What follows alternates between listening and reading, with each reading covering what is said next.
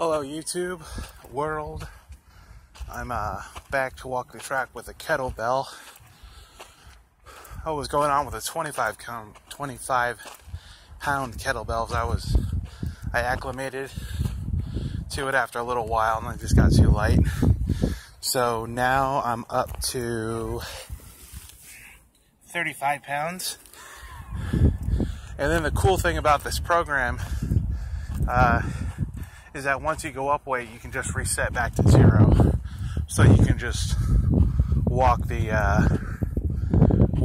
100 meters and switch hands. And that's exactly what I'm going to do. In fact, I'm going to make a line. And I'm just going to reset my progress back to zero with a heavier weight. And anybody can do this. Like my core, even though it looks like a flat tire, is actually building muscles underneath it, and I'm slowly losing weight. So hopefully I can lose another 20 pounds just by walking with the kettlebell and doing the kettlebell swing. And actually going to keep the camera rolling and show the warm-up portion.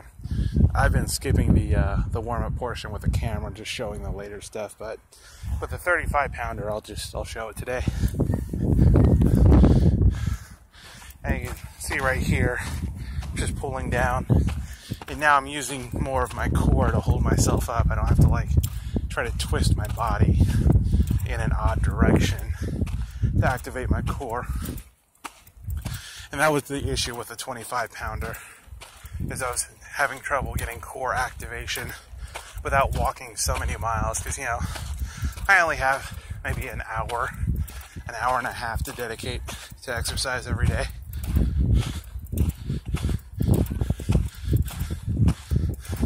And then just like this other kettlebell, I'm just going to throw it.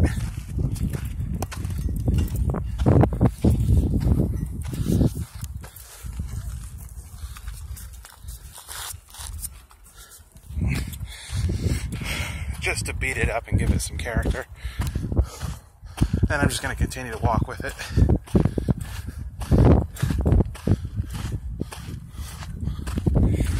But yeah, it's cast iron, so the outer shell will chip eventually.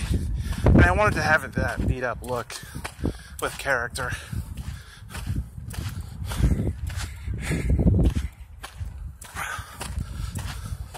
So I had a pretty long day at work today.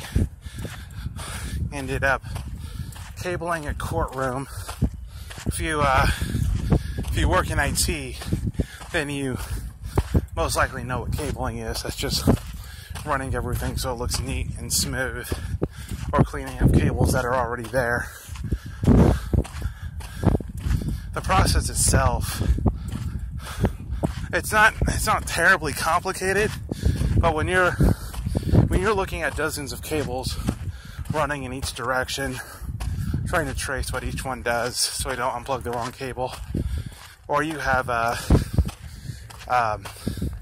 systems that are critical to operation and unplugging them is not an option, then it can get terribly complicated. And that's the issue with cabling.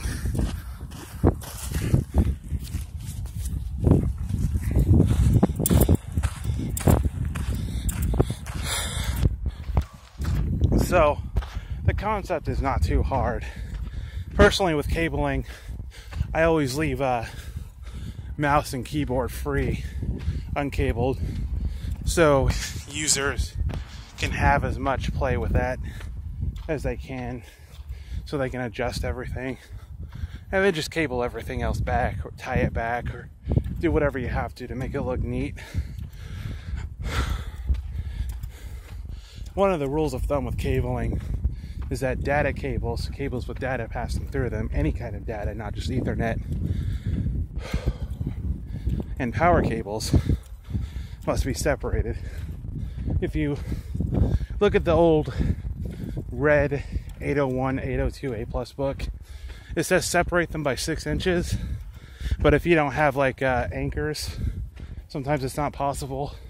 So you just separate the power cables and the data cables and split them as far apart as possible, and just tie them back or bundle them up and make them look nice, and then try to drop them where the users can't see them, because many cables are at different lengths, so they're always going to have some kind of bundle or some kind of cables to loop together.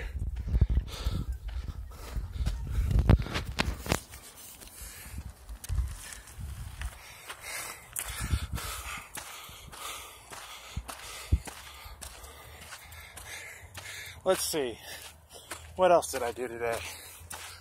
I worked on a computer that had an NVIDIA graphics card, and it was mastering itself over the natural computer speaker, so I could install the drivers for the speaker for that computer.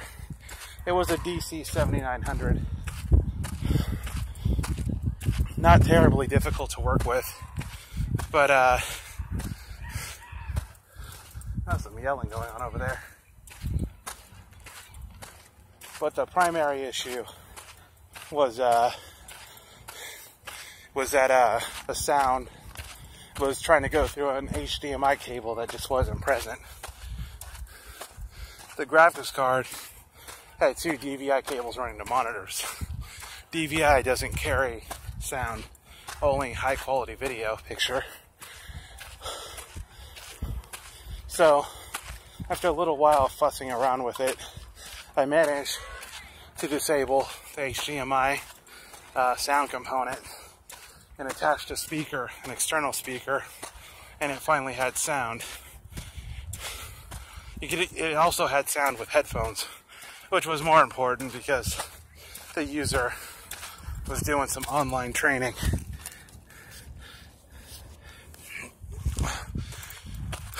Or some type of video training, so there had to be sound there.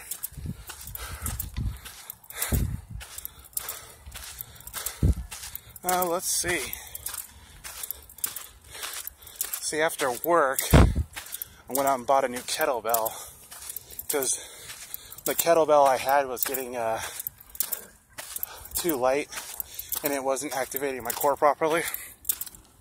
So this new one, I'm definitely getting good core activation in my warm-up, and it's pulling on my muscles and my joints, but it's not overly stressful, so there's like no sting sensation, there's no extreme pain sensation either. Let's see, that's 1 lap.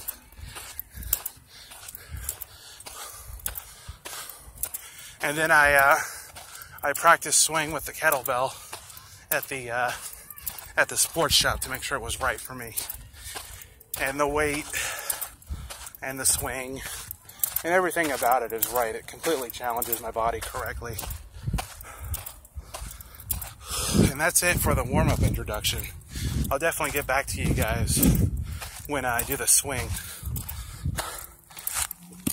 See you in the next video.